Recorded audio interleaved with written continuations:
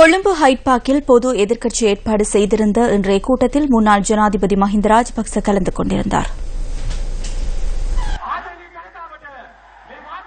விவசாயிகளுக்கான நிவாரணங்களை குறைத்தமை, மக்களை முடக்கியமை, அரசியல் பழிவாங்கல் மற்றும் வாக்களிக்கும் உரிமையை இல்லாமல் செய்தமை போன்ற குற்றச்சாட்டுகளை முன்வைத்து இந்த கூட்டம் ஏற்பாடு செய்யப்பட்டிருந்தது. இந்த பொதுக்கூட்டத்தில் முன்னாள் ஜனாதிபதி மஹிந்த ராஜபக்சவும் கலந்து கொண்டிருந்தார்.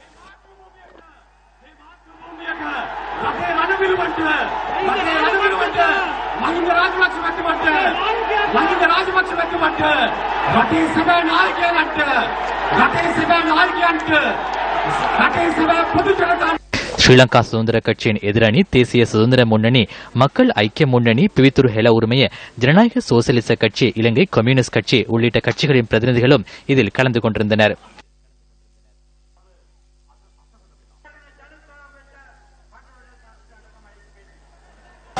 சோமவங்ச அமரசிங்கவும் இதில் பங்கேற்றிருந்தார்.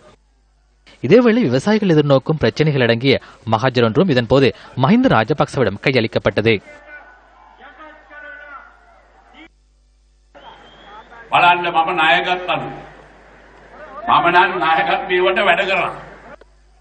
நான் எடுத்த கடன்களுக்காக சேவைகளை செய்துள்ளேன். நான் பெற்றுக்கொண்ட கடன்களை பாருங்கள். மத்தள விமான நிலையத்துக்காக $190 மில்லியன் பெற்றுக்கொண்டு மத்தள விமான நிலையத்தை அமைத்தேன். ஹம்பாந்தோட்டை துறைமுகத்திற்காக $626 மில்லியன் பெற்றுக்கொண்டு அந்த துறைமுகத்தை அமைத்தேன். நுரைச்சொல்லை மின்னுற்பத்தி நிலையத்துக்காக $1340 மில்லியன் பெற்றுக்கொண்டேன். கொழும்பு மத்தள அதிவேக வீதிக்கு $630 மில்லியன் பெற்றுக்கொண்டேன். கொழும்பு கட்டுநாயக்க அதிவேக வீதிக்கு $248 மில்லியன் கடன் பெற்றுக்கொண்டேன். தற்போதைய அரசாங்கம் பெற்றுக்கொண்டுள்ள கடன்களை பாருங்கள். ஒரு வருடத்துக்குள் $6361 மில்லியன் கடன் பெறப்பட்டுள்ளது.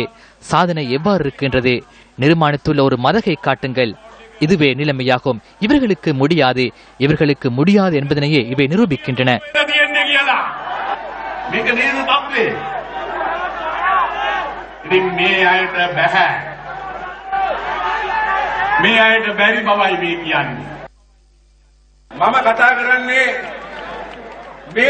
இந்த நாட்டில் உள்ள சிறந்த ஸ்ரீலங்கா சுதந்திர கட்சி உறுப்பினர் என்ற வகையில் நான் இங்கு உரையாற்றுகின்றேன். நாம் ஒருபோதும் இந்த கட்சியை விட்டுச் செல்லவில்லை. நாம இந்த கட்சியின் உண்மையான உரிமையாளர்.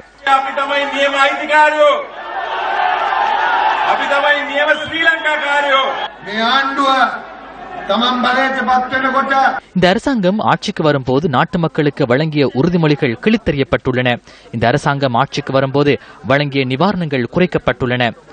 மக்கள் என்று எதிர்பார்த்த அனைத்து விடயங்களும் இன்று நிறைவேற்றப்படவில்லை. முழு நாட்டுக்கும் ஒரு அமைப்பு தேவைப்படுகின்றது. மக்கள் போராட்டம் முழு நாட்டுக்கும் தேவைப்படுகின்றது. ஜனநாயகம் மனித உரிமைகளுக்கான போராட்டமாக இந்த போராட்டத்தை மாற்ற வேண்டும்.